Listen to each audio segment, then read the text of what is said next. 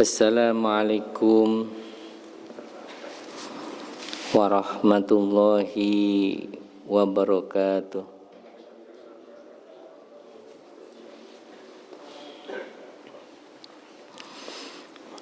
Alhamdulillah, nahmadu wa nasta'inuhu wa nastaghfiruh wa na'udzu bihi min syururi anfusina wa min sayyiati a'malina.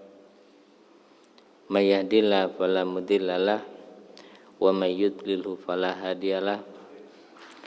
Rabbi shrah li sadri wa yassir li amri wahlul 'uqdatam min lisani yafqahu qawli. Subhanaka la ilma lana illa ma 'allamtana innaka antal alimul hakim. Amma ba'd. Alhamdulillah wa syukurillah, pada pagi hari ini kita bisa bersama-sama di tempat ini, Masjid Al-Baitul Amin, untuk belajar ngaji di majelis taklim seperti biasanya hari-hari biasa kita lakukan di sini. Setelah kita sholat jamaah subuh bersama Kiai Iqbal, dan kita usahakan juga terus melakukan itikaf sebelumnya.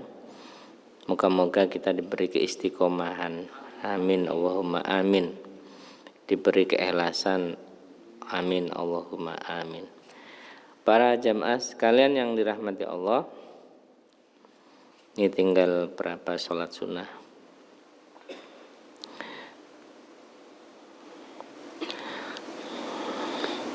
Wa Abu Dawud an Zaid ibn Khalidin, diriwayatkan dari Imam Abu Dawud an Zaid ibn Khalidin, dari Zaid ibn Khalid.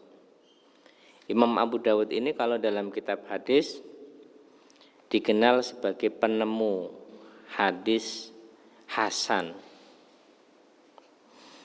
Jadi kalau dari sisi banyaknya orang yang meriwayatkan hadis, itu ada hadis mutawatir dan ada hadis ahad. Hadis mutawatir itu adalah hadis yang diriwayatkan dari satu generasi ke generasi sampai yang terakhir, dari Nabi Muhammad, para sahabat ke Nabi, terus sampai yang terakhir. Itu yang meriwayatkan minimal 3, makanya mutawatir. Sehingga kedudukannya karena mutawatir sama dengan Al-Quran. Hadis Nabi yang mutawatir itu jumlahnya tidak banyak. Misalnya hadis innamal a'malu binniyat, itu hadis mutawatir.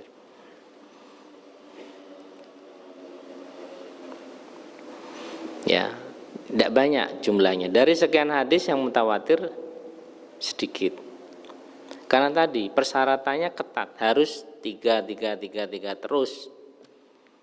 Sehingga secara dalilnya itu dianggap sama dengan kekuatannya, sama dengan Al-Quran. Karena Al-Quran itu juga diriwayatkan dari Nabi sampai sekarang itu oleh orang lebih dari 3. Nah, di bawahnya hadis mutawatir itu ada namanya hadis ahad. Hadis ahad itu kadangkala 3, kadangkala 2, kadangkala 1. Dari satu generasi yang meriwayatkan hanya 1 orang. Generasi berikutnya 1 orang lagi, generasi berikutnya 2 orang, generasi berikutnya 3 orang. Jadi enggak, kalau tadi mutawatir mesti di atas 3, minimal 3 terus. Ini dari sisi kuantitas jumlah yang meriwayatkan. Kalau dari sisi hadis itu kualitasnya itu baik atau tidak, itu dibagi menjadi 3. Nah, ini pembagian ini enggak otomatis. Sebelumnya dulu hanya dikenal ada 2 hadis, yaitu hadis sahih dan hadis dhaif. Hadis sahih itu hadis yang sahih, namanya sahih itu benar, ya. Benar dalam arti kualitasnya itu, perawinya itu betul-betul dhobit, ya, Jadi kalau ada orang memberi kabar kepada kita di Masjid Al-Baitul Amin, ini ada gempa di Turki misalnya. Yang ngomong siapa? Kalau yang ngomong biasanya suka bohong, nah ini sudah nggak masuk kriteria hadis sahih, nggak masuk. Tapi kalau yang ngomong ini biasanya ngomongnya jujur dia, nggak pernah bohong. Ya. Nah, ini berarti dobit, ini nanti masuk kualitas hadis yang sahih. Nah ini salah satunya sahih di situ. Yang meriwayatkan itu harus orang yang dobit, hafalannya kuat, dia itu bisa adil ya, bisa dipercaya, nggak sering berbuat bohong. Itu. Masuk ke sahih. Kemudian ada hadis dhaif, lemah. Hadis dhaif itu artinya dia hadis, tetapi diriwayatkan oleh tadi. Yang riwayatkan banyak, tapi yang riwayatkan si A, si B ini yang satu sering berbuat dosa, yang satu hafalannya tidak kuat, yang satu dhaif. Misalnya. Jadi dia diriwayatkan oleh orang-orang yang tidak punya integritas kalau bahasa sekarang. Akhlaknya gak bagus, hafalannya kurang kuat, terus suka berbuat bohong misalnya. Hadisnya benar sebetulnya, tapi yang meriwayatkan ini dhaif. Nah, dua itu.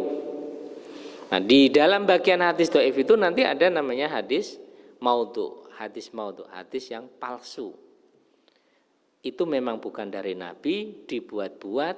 Nah, untuk kepentingan tertentu, kepentingan politik, ya, kepentingan apa gitu. Ini hadisnya hadis palsu. Kalau dulu ada partai ngomong supaya banyak, supaya orang-orang nggak mau mendekati partai ini, maka keluar ayat Al-Quran ini. Dulu orang yang nggak suka Golkar, keluar ayat wala taqrabu hadhihi syajarata, jangan kau deketi pohon beringin ini. Ini sudah kepentingan, sudah nanti ayat-ayat Al-Quran atau hadis dipakai untuk kepentingan politik. Nah, ada hadis-hadis maudhu yang itu bagian dari hadis dhaif tadi itu hadis maudhu itu hadis palsu. Jadi kalau hadis dhaif itu masih ada yang bisa dipakai karena ini benar. Tetapi fadhailul a'mal ya, untuk lebih kepada fadhailul a'mal apa ya? Kita tambah amal-amal ibadah kita itu tambah bagus. Ini gampangannya fadhailul a'mal. Ini hadisnya kan mengarahkan kita untuk melakukan kebaikan, kenapa tidak? Ini tapi hadisnya dhaif. Ya enggak apa-apa. Menurut jumhur ulama hadis dhaif bisa dipakai tetapi untuk fadhailul a'mal. Dalam beberapa catatan kritis di kitab Ihya Ulumuddin, hadis-hadis yang dikeluarkan oleh Imam Al-Ghazali di kitab Ihya Ulumuddin itu dianggap banyak hadis dhaif. Tetapi kok dipakai tadi? Alasannya fadhailul a'mal. Ya, alasannya fadhailul a'mal. Yang kedua, ya ada riwayat Imam Ghazali langsung ngecek kepada Nabi Muhammad. Hadisnya betul apa tidak? Ya, ada cara spiritual yang ngecek apakah hadis dhaif. Jadi jangan dianggap hadis dhaif terus kemudian enggak, itu bukan dari Nabi, enggak. Yang bukan dari Nabi itu yang tadi maudhu, yang palsu tadi, dibuat-buat. Kalau yang dhaif bisa jadi memang dari Nabi, tetapi hanya saja kurangnya yang meriwayatkan ini kurang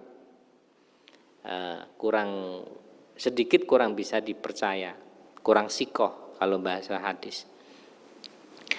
Jadi ada hadis hasan, ada hadis dhaif. Nah, dan Imam Abu Dawud lah itu yang kemudian menemukan, ya, menemukan tengah-tengah itu ada namanya hadis hasan. Jadi akhirnya kalau semua hadis sahih kayaknya berat ini. Kita harus ada hadis yang tengah-tengah antara hadis sahih dan hadis dhaif. Apa itu? Yaitu hadis hasan. Itu ditemukan oleh Imam Abu Dawud. Karangannya Sunan Abi Dawud, ya. Beliau ngarang kitab namanya Sunan. Jadi kalau hadis Bukhari itu namanya Sahih Bukhari, Sahih Muslim. Tapi kalau di tengah itu ada namanya Sunan, Sunan Abu Dawud, Sunan Ibnu Majah, Sunan Imam Ahmad dan seterusnya. Ini para jamaah sekalian biar tahu sedikit, ya. Yang dipakai kalau hadis hasan sama sahih jelas dipakai, tetapi kalau yang hadis dhaif dipakai hanya untuk tadi fadhailul a'mal, ya, membuat amal-amal kita kepada Allah, taqarrub itu semakin dekat kepada Allah Subhanahu wa taala. Untuk fadhailul amal itu fadilahnya amal, keutamaan amal. Itu saja. Bisa dipakai untuk itu. Tapi kalau hadis yang maudhu tadi ditolak sama sekali di dalam Islam karena itu bukan dari Nabi Muhammad SAW. Para jamaah sekalian yang dirahmati Allah, ini man tawaddo'a tsumma shalla rak'ataini la yasufi hima ghufira lahu ma taqaddama min dzambi.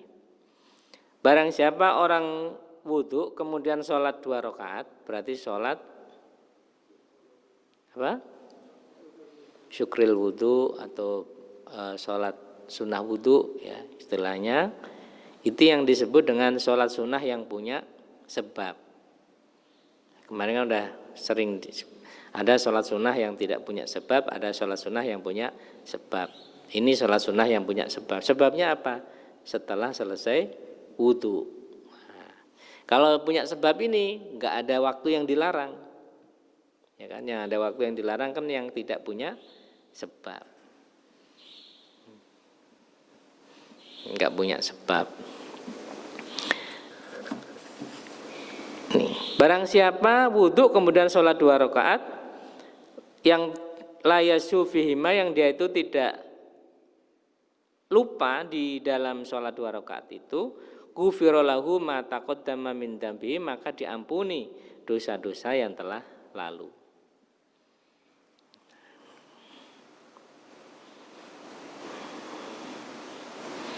Ini para jamaah sekalian, nanti kalau dilihat di surat Al-Mu'minun, wa ala sholawatihim, wa an sholatihim hafidun qad aflahal mu'minun, ya, qad aflahal mu'minun alladzina hum an sholatihim khashi'un walladzina hum anil lagwi mu'ridun. Terus di belakang walladzina hum an sholatihim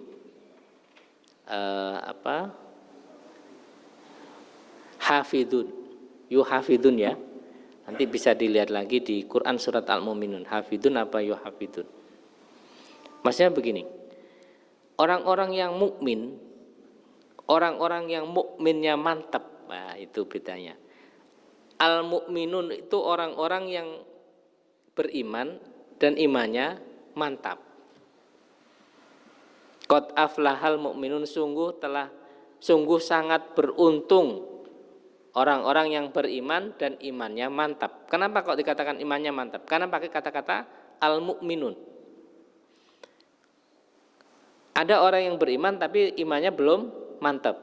Kalau belum mantap itu disebut dalam Al-Quran qad aflahal ladzina amanu. Dia beriman tapi bisa jadi imannya mantap, bisa jadi imannya belum mantap. Tapi kalau sudah disebut qad aflahal mu'minun, ya, sungguh beruntung orang-orang yang beriman dan imannya mantap. Mantap. Moga-moga kita semua termasuk qad aflahal mu'minun. Amin Allahumma amin.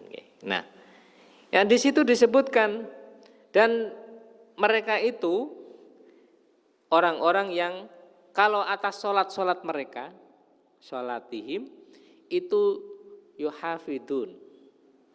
Hafidun atau yuhafidun, saya lupa ya. Nanti bisa dicek di Al-Mu'minun 1 sampai 11. Itu memelihara.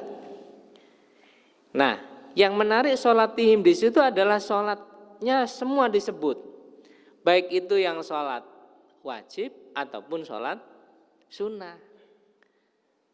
Jadi orang-orang yang beruntung itu mukmin, yang mukminnya mantap, yang dia itu menjaga, memelihara sholat-sholatnya, baik sholat itu wajib ataupun sholat sunnah. Termasuk ini sholat sunnah wudhu. Jenengan kalau ke mana gitu wudhu, sholat sunnah. Setelah itu saya mau melakukan sholat sunnah, ba'dal wudhu, syukril wudhu, namanya beda-beda. Tapi karena habis wudhu tadi diniati ittiba, ikut kepada Nabi. Sama dengan sholat tahiyatul masjid, ini disebutkan di sini ya.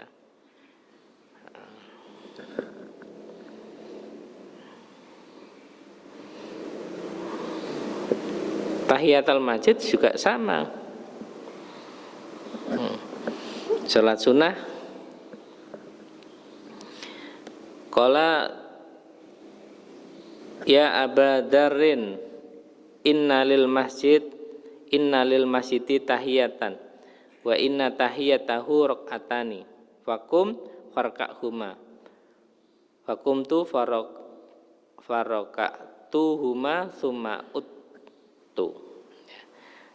Hadis Rasulullah, wahai Abu Dzar, sesungguhnya di dalam setiap masjid itu ada penghormatan. Ini rumahnya Allah. Karena itu di situ ada tahiyatan, penghormatan. Penghormatannya apa? Wa inna tahiyatahu rakaatani. Menghormati masjid itu dengan cara melakukan sholat 2 rakaat. Salat 2 rakaat. Fakum farka'huma fakumtu farka'tuma summa uttu. Kemudian berdirilah dan rukuklah untuk 2 rakaat tadi itu. Ini ke Abu Dzar.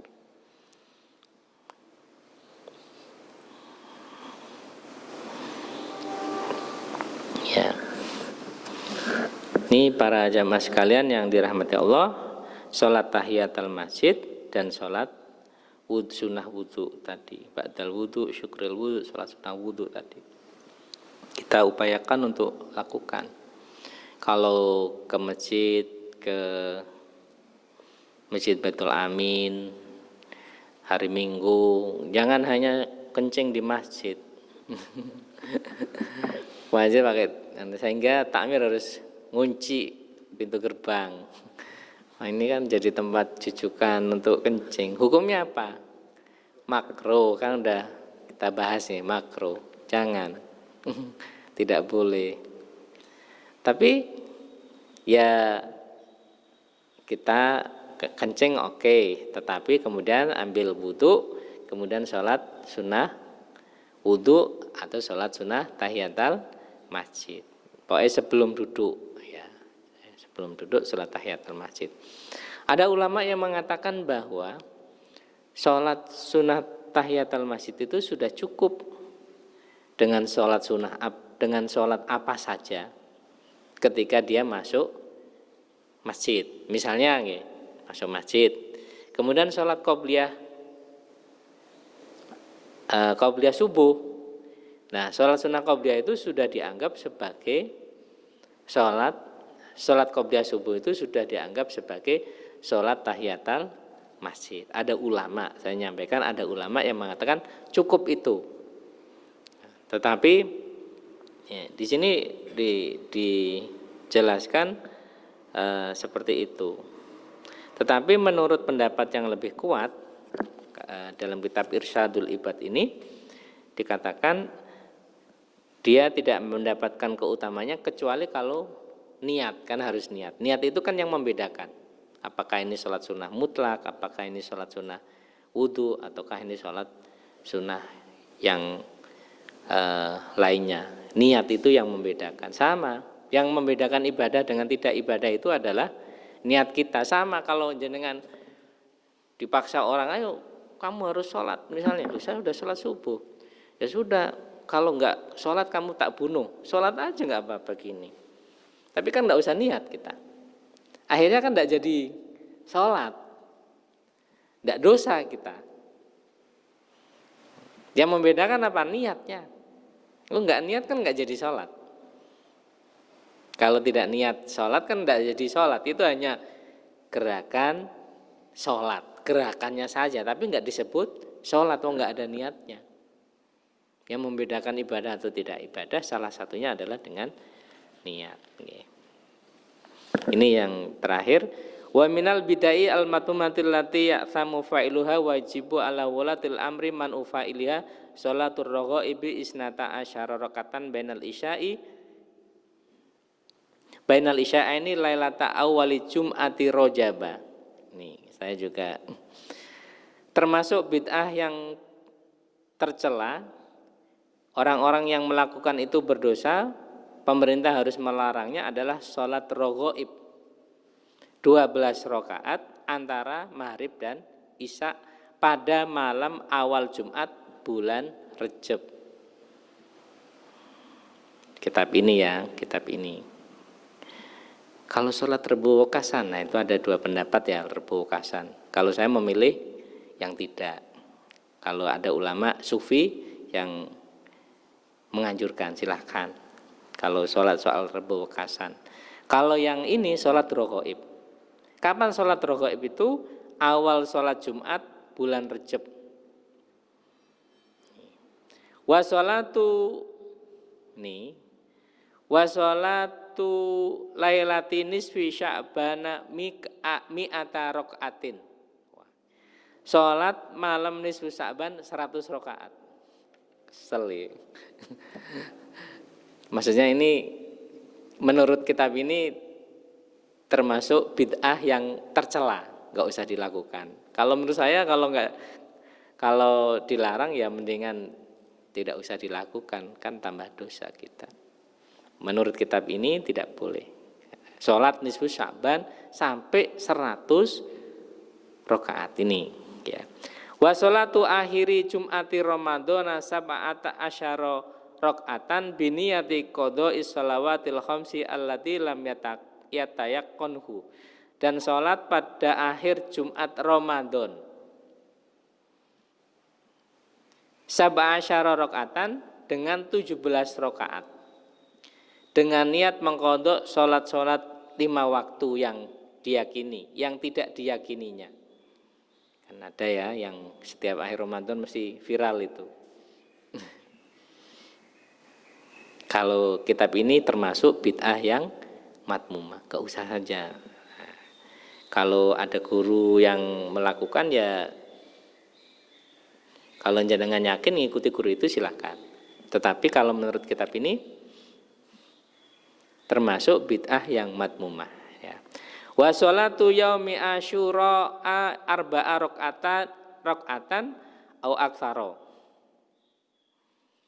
atau sholat hari 10 Asyura arba'a rakaatin dengan 4 rakaat au aksara atau lebih.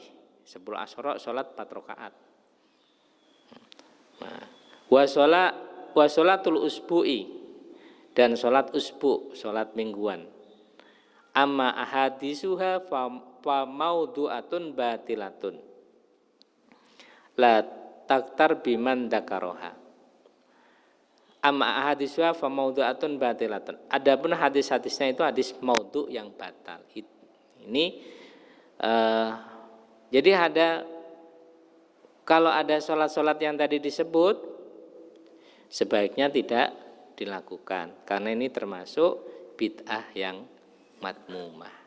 Matmumah. Jadi ini Bapak Ibu sekalian, sholat sunnah baik, tapi kalau nggak diperintahkan, Jangan dilakukan. Karena la yu'badullahu illa bima syuri'a. Allah tidak disembah kecuali dengan yang disyariatkan. Kalau enggak ada syariatnya, jangan buat-buat sendiri. Hadisnya harus pastikan hadis yang bisa dipertanggungjawabkan untuk melakukan amal ibadah kita. Demikian, moga-moga kita termasuk orang-orang yang menjaga sholat-sholat kita, baik sholat wajib ataupun sholat sunnah, seperti yang disebutkan dalam Quran surat Al-Mu'minun ini. Amin, Allahumma amin. Terima kasih, kurang lebihnya mohon maaf. Wallahul muwaffiq ila aqwamit thoriq. Wassalamualaikum warahmatullahi wabarakatuh.